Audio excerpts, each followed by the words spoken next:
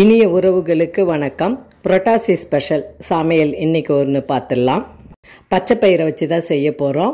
முழு பச்சை பயிரை நல்லா ஊற வச்சாச்சு. ஊற வச்சுட்டு அதை நம்ம மிக்சி ஜாரில் மாற்றி அரைச்சிக்கலாம். நான் கொஞ்சம் ஒரு கைப்பிடி காராமணி பயிருமே சேர்த்து ஊற வச்சுருக்கேன். இது கூட கொஞ்சம் பெருஞ்சீரகம் போட்டு அரைச்சிக்கிறேன். விருப்பப்பட்டால் இது கூட ஒரு 15 மிளகும் போட்டு சேர்த்து அரைச்சிக்கலாம். நல்லா நம்ம தேங்காய் சட்னி அரைக்கிற மாதிரியே நைஸாக அரைச்சி எடுத்துக்கலாம். இது எல்லாத்தையும் ஒரு பாத்திரத்தில் மாற்றிக்கலாம்.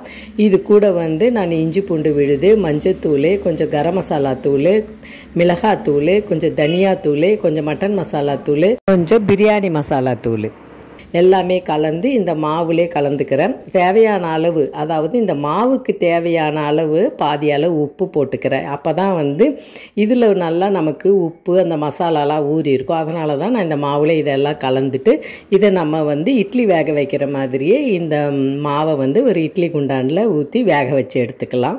இந்த தானியங்கள்லாம் பயன்படுத்தி நம்ம சமைக்கிறதால இதில் நிறைய சத்துக்கள் இருக்குது. அதே மாதிரி ஃபைபர் சத்து இருக்குது. உடலுக்கு தேவையான ஆரோக்கிய சமையலும் இது குழந்தைகளுக்கு இந்த புரட்டாசி மாதத்தில் அசைவம் இல்லாட்டி சாப்பிடாம அடம்பிடிப்பாங்க. அப்போ பெரியவங்களாக இருந்தாலும் குழந்தைங்களாக இருந்தாலும் இது மாதிரி செஞ்சு கொடுத்துட்டா அந்த ஒரு டேஸ்ட் அவங்களுக்கு இருக்கும். சைவ சமையல் உடம்புக்கும் ரொம்ப நல்லது. அதே மாதிரி நம்ம எப்படி வறுவலுக்கு தாளிப்பு ரெடி பண்ணுவோமோ அதே மாதிரி பட்டை, லவங்க, பெருஞ்சீரகம், கிராம்பு எல்லாம் போட்டுடலாம். கொஞ்சம் இஞ்சி பூண்டு விழுதும் போட்டுக்கலாம். கிட்டே வெங்காயம், தக்காளி, பச்சை மிளகாய் அரிஞ்சு வச்சுருக்கேன், கருவேப்பிலை எல்லாம் போட்டு வதக்கி இதுக்கு தேவையான மாதிரியே நம்ம அந்த மசாலா இதுக்கு முன்னாடி வேக வைக்க போட்ட மாதிரியே அதே ஒரு செட்டு மசாலா இதுக்கும் போட்டு நல்லா நம்ம வதக்கி வேக விட்டுக்கணும். கொஞ்சம் பெருங்காயத்தூளும் போட்டுக்கிறேன்.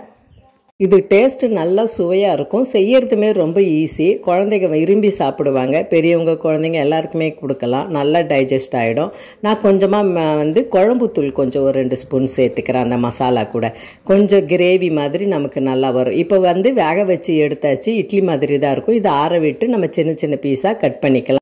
பன்னீர் கட் பண்ணுற மாதிரி தான். இது நல்ல சுவையாக இருக்கும். இதை இப்படியே கூடி நம்ம தாளிப்பு இட்லி மாதிரி தாளித்து தேங்காய் சட்னி வச்சு சாப்பிடலாம். அதுவுமே டேஸ்ட்டாக இருக்கும் அந்த டிஷ்ஷுமே.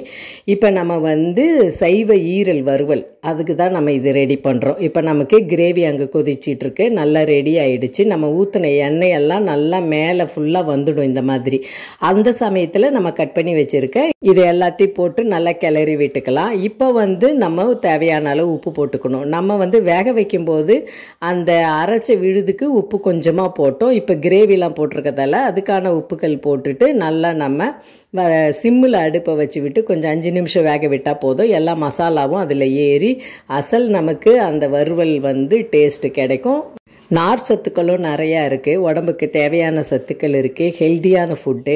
நம்ம அசைவம் செய்ய முடியாத இந்த சமயத்தில் புரட்டாசி மாதத்தில் இந்த மாதிரி சமையல் செஞ்சு குழந்தைங்களுக்கு கொடுக்கலாம். விரும்பி சாப்பிடுவாங்க. அதே சமயத்தில் காய்கறிகள் விலைகள் அதிகம் இருக்கும்போது நம்ம தானியங்கள், சிறுதானியங்கள் இது மாதிரி பயன்படுத்தி நம்ம டிஃப்ரெண்ட் டேஸ்ட்டில் செஞ்சு கொடுக்கும்போது நமக்கு ரொம்ப உடம்புக்கும் நல்லது. குழந்தைங்களும் விரும்பி சாப்பிடுவாங்க. இது சூடாக சாதத்திலே போட்டு பிசைஞ்சு சாப்பிடலாம். இட்லி, தோசை, சப்பாத்தி இது மாதிரி எல்லாத்துக்கும் பயன்படுத்திக்கலாம். இதை சைட் டிஷ்ஷாகவும் பயன்படுத்தலாம். ட்ரை பண்ணி பாருங்கள். மீண்டும் ஒரு நல்ல பதிவோடு சந்திப்போம். நன்றி, வணக்கம்.